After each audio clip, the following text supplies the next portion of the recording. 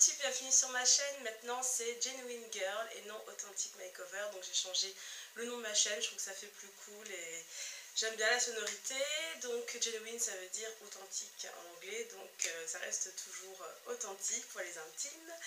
Alors là je reviens aujourd'hui pour faire une vidéo update de mon lissage coréen, sachant que je ne vais pas vous faire la démonstration du deuxième lissage coréen que j'ai fait. Alors pour ceux qui n'ont pas vu la première vidéo, je la mets en barre d'infos, également en vidéo réponse. Donc il y a un peu plus de 15 jours, bientôt 3 semaines, j'ai fait un premier lissage coréen que j'ai acheté sur le site lissage-intense.net dont le lien est en barre d'infos.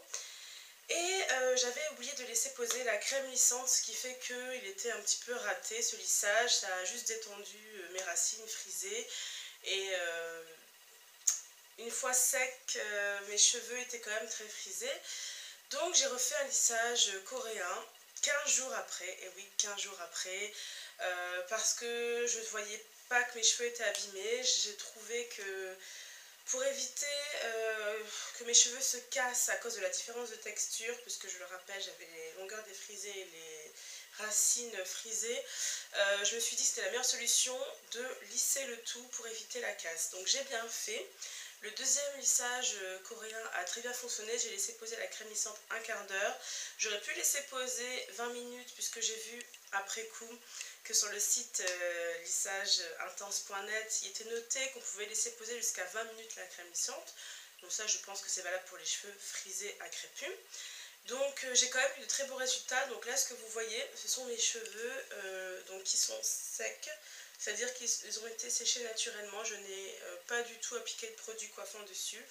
Donc là, en fait, je me suis lavé les cheveux moins d'une semaine après mon deuxième lissage coréen et j'ai laissé sécher naturellement.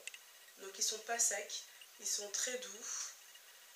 Je trouve honnêtement que les racines, oui peut-être à certains endroits sont un peu frisées, surtout derrière. De toute façon mes cheveux de derrière n'ont jamais bien pris, que ce soit la coloration, que ce soit les défrisants. Donc je savais qu'ils allaient être beaucoup moins bien lissés que le reste. Mais en tout cas là je trouve que sans chaleur, sans même les avoir peignés après mon shampoing, je trouve que le résultat est super. Moi je pourrais très bien les travailler comme ça, je pourrais très bien sortir comme ça. Donc ça veut dire en gros c'est que si je fais pas de brushing, voilà, mes cheveux pour moi ont une forme, contrairement à avant. Si vous voyez sur la première vidéo lissage coréen, mes cheveux n'avaient pas de forme une fois secs. C'est-à-dire que c'était vraiment pas joli, pas la texture du cheveu mais la forme de la coiffure je veux dire. Là j'ai juste passé un coup de peigne après les avoir laissés sécher naturellement pour faire marrer sur le côté et c'est tout ce que j'ai fait. Donc ils sont souples. Bon bien sûr ils bougent pas énormément parce que c'est quand même à la base un cheveu afro, enfin afro-antillais. Donc moi je suis quand même satisfaite du résultat, c'est ce que je voulais, je ne recherchais pas la raideur extrême, parce que c'est vrai qu'en matière de lissage, celui qui apporte la raideur la plus extrême c'est le lissage japonais. Le lissage japonais n'est pas compatible avec les cheveux qui ont été traités chimiquement, avec les cheveux décolorés ou défrisés, bref. Il faut vraiment le faire sur un cheveu naturel, donc ce n'est pas mon cas. De toute façon, je ne l'aurais pas fait même si j'avais les cheveux naturels parce que la raideur extrême ne m'intéresse pas. Ce que j'apprécie dans le lissage coréen, c'est que vous obtenez un effet lisse sans sans que ça ait un effet pas naturel du tout. Par exemple, si on vous voit de dos, on ne va pas forcément deviner que c'est pas votre nature de cheveux. Et ce que je veux dire, enfin moi c'est ce que je ressens quand on me voit, on ne dit pas elle a fait un défrisage, elle a fait quelque chose pour que ses cheveux soient comme ça. Je trouve que ça fait quand même un petit peu naturel. D'après les photos aussi que j'ai vues sur des blogs ou sur des sites internet de filles qui s'étaient fait un lissage coréen, je trouvais que leurs cheveux avaient l'air tout à fait naturels, ça faisait pas le côté un petit peu bizarre des cheveux défrisés. Donc justement je fais un petit peu la comparaison avec le défrisage. Alors ce que j'apprécie c'est que déjà à l'application du produit il n'y a aucune brûlure, aucune sensation de picotement. Au contraire il y a plutôt une sensation de frais. Donc je vais vous montrer le produit que j'ai utilisé parce que c'est pas forcément le cas pour tous les lissages coréens parce que j'en ai testé qu'un seul. Donc c'est ce produit là en fait que j'ai utilisé. Je crois que ça s'appelle lissage coréen Lab, L-A-B, mais j'en suis pas très sûre parce que sur la boîte le nom ne correspond pas forcément au nom qui est noté sur le site. Bref. Donc ça m'a pas du tout brûlé les cheveux, sachant que j'ai un cuir chevelu sensible. Et ce que j'apprécie par rapport au défrisage, c'est que vous n'avez pas ce côté filasse. Quand vous venez de faire un défrisage, là vous avez un effet casse quand même. Les cheveux sont, si le défrisage est bien fait, sont très très raides. Et il y a un petit côté, surtout quand vous avez les cheveux fins comme les miens, un petit côté queue de rat si vous les attachez. Vous perdez forcément énormément en volume. Et vous avez vraiment l'impression que les cheveux sont, comment dire, affaiblis, sont abîmés. Ça dépend pour qui, il y a des personnes qui ont de très beaux cheveux, même défrisés, qui savent bien les soigner. Mais moi, vu que à la base, je vous racontais un petit peu mon parcours capillaire, au départ, moi je suis née les cheveux frisés à crépus, ça dépend des endroits. J'avais les cheveux très longs quand j'étais plus jeune et à 12 ans, quelqu'un de ma famille a proposé de m'offrir un défrisage. Donc moi personnellement, on m'a pas forcément demandé mon avis, mais ça me déplaisait pas. Dans le sens où j'en avais marre de me faire coiffer par ma mère avec des tresses toujours, de souffrir au moment du démêlage de mes cheveux, de rester très longtemps la tête penchée dans la baignoire, le temps de laver les cheveux en section. J'en avais vraiment marre, donc j'ai accepté ce défrisage et au départ ça devait être un assouplissement. Finalement, je me suis retrouvée avec les cheveux défrisés parce que la coiffeuse a laissé poser le produit vraiment longtemps. Ce qui fait que j'étais assez mécontente du résultat, je n'apprécie pas mes cheveux défrisés. Et puis, il faut dire que je ne les ai pas entretenus comme il fallait parce que j'avais que 12 ans et je ne savais pas exactement ce qu'il fallait faire.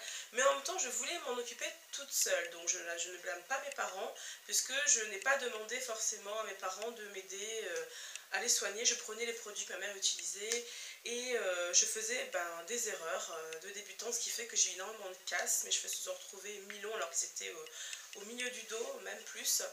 Et puis mes cheveux en fait refrisaient assez facilement au début, donc ça me gênait parce que je m'étais habituée entre temps à la texture lisse, donc je les ai redéfrisés, etc. etc. Jusqu'à l'âge de 26, non pas 26 ans, 24 ans ou 25 ans, je faisais des défrisages tous les 2 mois quand même, voire 3 mois, donc ce qui est quand même très très très souvent, sachant qu'à la base, comme mes cheveux sont fins, mes cheveux enfin, c'est pas qu'ils supportent pas le défrisage, mais ils n'étaient pas faits pour supporter les traitements chimiques aussi lourds que ça. Donc, je me rendais bien compte. Mais le problème, c'est que j'aimais le côté lisse, je trouvais que ça allait mieux à mon visage. Mes cheveux frisés me manquaient, mais je trouvais que de toute façon, dès que je bouclais mes cheveux, dès que j'avais un peu trop de volume, ça tout de suite, je me trouvais moins jolie. Enfin, bref, ça ne s'explique pas. Et je me suis dit, de toute façon, soit un jour je couperai mes cheveux à cette longueur-là et je les garderai naturels, soit je continuerai à les lisser, mais il faut que je trouve une solution autre que le défrisage. Et un beau jour, j'ai entendu parler du lissage brésilien, donc là je pense que je devais avoir 25 ans. Je suis allée dans un salon m'en faire un, mais il se trouve après coup que c'est un...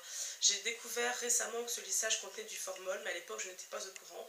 Donc j'ai beaucoup pleuré quand le coiffeur m'a fait le brushing, puisqu'il y avait du formol qui s'évaporait, donc ça irritait mes yeux et je pleurais à chaudes larmes.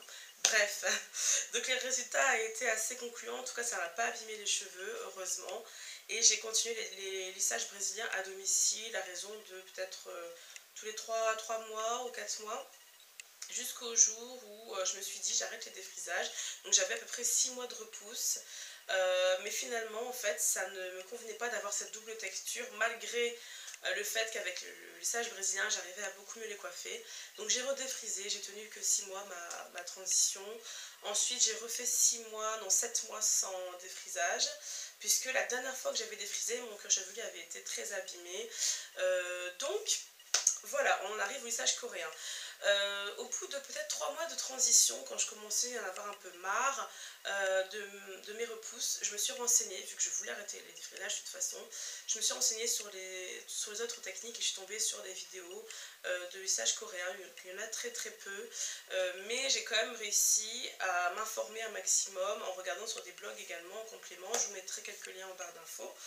Et je me suis décidée, donc au bout de 7 mois en tout de transition, à faire mon lissage coréen et on en arrive à aujourd'hui où j'ai risqué d'en faire un deuxième parce que je trouvais, en fait si vous voulez, quand mes cheveux, quand je perdais quelques cheveux en me coiffant, ce qui est normal, j'ai pas eu plus de casse que la moyenne, hein, je veux dire. Mais le peu de fois où j'ai perdu quand même un cheveu entier, J'ai regardé sa texture et je voyais vraiment que comme le traitement chimique avait été interrompu trop tôt, qu'il y avait vraiment une différence de texture comment dire, ça allait pas m'aider du tout. Donc je me suis dit, il vaut mieux que je refasse un lissage coréen. Bref, donc ça je vous ai déjà expliqué. De toute façon, ça peut paraître un petit peu bizarre de prendre autant de risques, mais je sais bien que c'est un traitement chimique. En tout cas aujourd'hui, regardez, voilà, j'ai aucun problème. Je trouve pas que mes cheveux se cassent plus. Bon, effectivement, comme c'est l'été, enfin plutôt la fin de l'été, mes pointes ont été très abîmées par le soleil, mais mes pointes étaient abîmées avant le lissage coréen. Donc je ne suis pas en train de faire la pub pour ce lissage coréen, je ne suis pas en train de vous dire de vous lisser les cheveux absolument si vous avez les cheveux frisés et si vous voulez les garder naturels. Je ne suis pas en train de vous dire d'arrêter les défrisages. En tout cas, ce que je veux vous dire, c'est que si vous êtes comme moi, que vous ne pouvez plus faire de défrisage ou que vous ne voulez plus en faire, parce que vous avez de graves problèmes au niveau des cheveux, de chute par exemple, de cuir chevelu, ou si vous n'aimez pas la texture de vos cheveux défrisés, que vous voulez quelque chose de moins agressif, eh bien, écoutez, sautez sur cette nouvelle technique parce qu'on en parle trop peu, je trouve, ce qui est peut-être normal puisque c'est le temps que les gens testent et le temps que les salons s'y mettent. Personnellement, moi, ça a été une révélation, donc là, voilà, officiellement, j'arrête les défrisages. Pour moi, c'est définitif puisque déjà, j'en suis à un seul lissage coréen. Je n'ai même pas fait de lissage brésilien par la suite. Et j'ai déjà un résultat qui me convient parfaitement, c'est exactement ça que je voulais. Donc je suppose que de toute façon quand je referai mon lissage coréen dans 6 mois sur les racines et qu'entre temps j'aurai fait au moins un lissage brésilien, mes cheveux seront encore plus malléables, encore plus faciles à coiffer, alors que là ils le sont déjà vraiment à l'extrême. Quand j'ai passé le peigne, il n'y a aucune résistance, rien du tout. Donc je pense vraiment que je n'aurai absolument pas besoin de défrisage pour obtenir le résultat lisse et en même temps volumineux que j'ai. Dernière petite remarque, j'ai pu observer mes cheveux depuis mon deuxième lissage coréen et je trouve qu'ils sont beaucoup plus épais qu'avant. Le diamètre du cheveu a augmenté. Alors est-ce parce que dans le soin contenu dans le kit de lissage, il y avait un soin à la protéine et à la kératine? Je ne sais pas, mais en tout cas, peut-être comme j'en ai fait deux rapprochés, ça a vraiment redensifié mon cheveu. Mais je trouve que mes cheveux ne sont pas abîmés, au contraire, qu'ils sont plus forts, plus épais, et je trouve que j'ai plus de volume qu'avant, bizarrement, enfin avant, quand j'avais les cheveux défrisés, parce que bien sûr quand j'avais les cheveux semi-naturels, ils avaient du volume. Bref, donc dans ma tête, ce que j'ai fait, c'est effectivement dénaturer mon cheveu, parce que je rappelle que le lissage coréen, comment dire, casse les ponts de disulfure qu'il y a dans votre cheveu, donc casse la frisure en fait chimiquement et définitivement. Il n'y a que les racines qui repoussent frisées. Et donc j'ai conscience en fait effectivement que j'ai modifié mon cheveu, mais j'ai pas l'impression que ce sont pas mes cheveux. Vous voyez, j'ai l'impression quand même que ce sont les miens, mais qu'ils ont été détendus, mais c'est-à-dire que je les reconnais, alors qu'avec un défrisage, je ne reconnaissais plus mes cheveux. Et je préfère faire cette technique que d'utiliser par exemple des tissages raides avec des cheveux humains en plus, ce qui m'insupporte particulièrement. Je critique pas ceux qui en font, mais moi personnellement porter les cheveux d'une autre personne, ça m'insupporte. Ou même faire des tresses avec des mèches synthétiques, tout ça, j'ai plus, enfin le peu de fois que j'ai fait dans ma vie, j'ai plus l'impression d'avoir de faux cheveux, des cheveux qui ne sont pas les miens, alors que là j'ai l'impression quand même que je ne suis pas complètement pas naturelle, j'ai l'impression quand même d'être entre les deux, voilà, entre le modifié et le naturel, voilà. Donc je suis ravie de mon expérience. J'espère que ça va vous inspirer si vous êtes dans une impasse comme moi et que vous ne savez plus quoi faire pour obtenir les cheveux que vous désirez. J'espère également que ça vous servira d'information, même si vous ne comptez rien faire à vos cheveux.